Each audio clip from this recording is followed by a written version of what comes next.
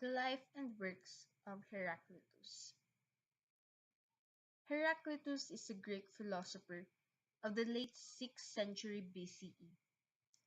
He lived in Ephesus, an important city on the Ionian coast of Asia Minor, not far from Miletus, the birthplace of philosophy. We know nothing about his life, other than what can be gleaned from his own statements, for all ancient biographies of him consist of nothing more than inferences or imaginary constructions based on his sayings, and the only book he wrote was lost. He criticizes the mythographers Homer and Hesiod, as well as the philosophers Pythagoras and Xenophanes, and the historian Hecataeus. Although Heraclitus does not speak in detail of his political views in the extant fragments, Heraclitus seems to reflect an aristocratic disdain for the masses, and favored the rule of a few wise men. For instance, when he recommends that his fellow citizens hang themselves because they have banished their most prominent leader. His views survive in the short fragments quoted and attributed to him by later authors. Although he was primarily concerned with explanations of the world around him, Heraclitus also stressed the need for people to live together in social harmony. Heraclitus was unpopular in his time and was frequently scorned by later biographers. His primary contribution lies in his apprehension of the formal unity of the world of experience. He complained that most people failed to comprehend logos, a Greek term which means reason, the universal principle through which all things are interrelated and all natural events occur, and thus live like dreamers with a false view of the world. Heraclitus wrote that the world order is an ever-living fire kindling in measures and being extinguished in measures. He also believed that the world exists as a coherent system, in which a change in one direction is ultimately balanced by a corresponding change in another. Between all things there is a hidden connection, so that those that are apparently tending apart are actually being brought together. Heraclitus goes beyond the natural philosophy of the other Ionian philosophers to make profound criticisms and develop far-reaching implications of those criticisms. He suggests the first metaphysical foundation for philosophical speculation, anticipating process philosophy, and he makes human values a central concern of philosophy for the first time.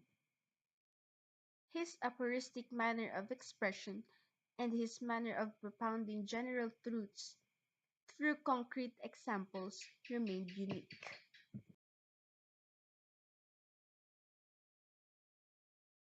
Heraclitus' philosophy is a good starting point for anyone concerned with change in life.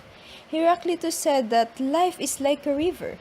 The peaks and troughs, pits and swirls are all part of the ride. Do as Heraclitus would. Go with the flow, enjoy the ride, as wild as it may be.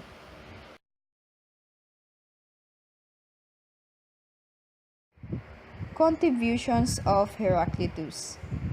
First, he believed that nature is guided by some kind of great force and intellect which he called logos, which means intellect or meaningful speech, God, or the one wise.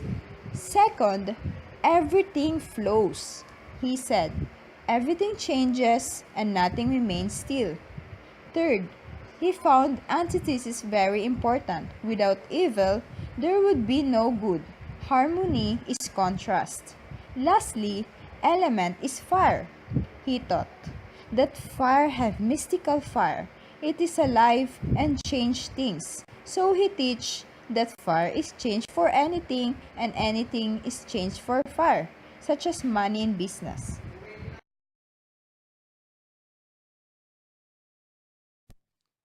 We both step and do not step in the same rivers. We are and are not.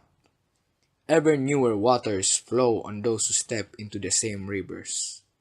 All entities move and nothing remains still.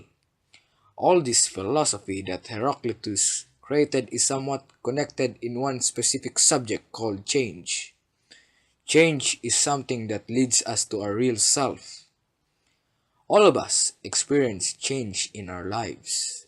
Change is one constant in our lives. There are changes that we look forward to and change that we fear. However, one thing is for sure. Things will not stay the same no matter how much we would like them to. When a life change occurs, we have two choices in how to respond. We can despair that a change has come and assume that things will be worse. Or we can look with excitement at the new possibilities that the change presents. I've experienced change in life. Change is something that is right. Change is essential in life. Change is something I fight. It's too odd to change. Change is unexpected. Change can be expected. Change is eternal. I am trying to change, to let go of the days of old, for people to see me as valuable as gold. Change is a lesson. I like to change, so I can be like a sun that rises and falls upon. Change is a cycle. I am anguished to change. We change to be conveyed. We do not change to be admired. Change is change. I am ready to change, to make another story, and to see the moral of that story. Change is a way of life. I am change. We are like a snake. We shed our skin to let go of the fake. Change is the truth. We change for a reason, not for treason.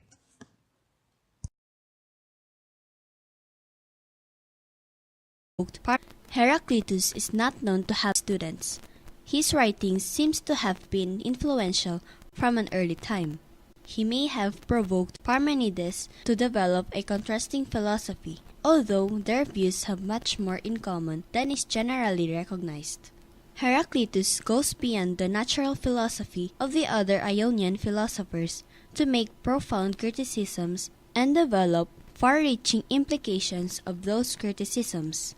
He suggests the first metaphysical foundation for philosophical speculation, anticipating process philosophy, and he makes human values a central concern of philosophy for the first time.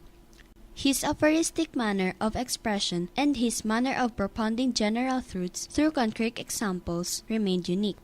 Heraclitus has extended the Milesian concept of nature and natural change, from the force of opposites which create the world to the force of opposite which create change, from the concept of change as progression and regression to the concept of change as a layer over unity, from only one force, the opposite, which creates the world as we know it, to a combined force of unity and opposites to create such a world. It is the understanding of the opposites that we understand flux. From the understanding of flux, we understand the logos, and from the understanding of logos, we understand the coexistence of the logos and the world of change.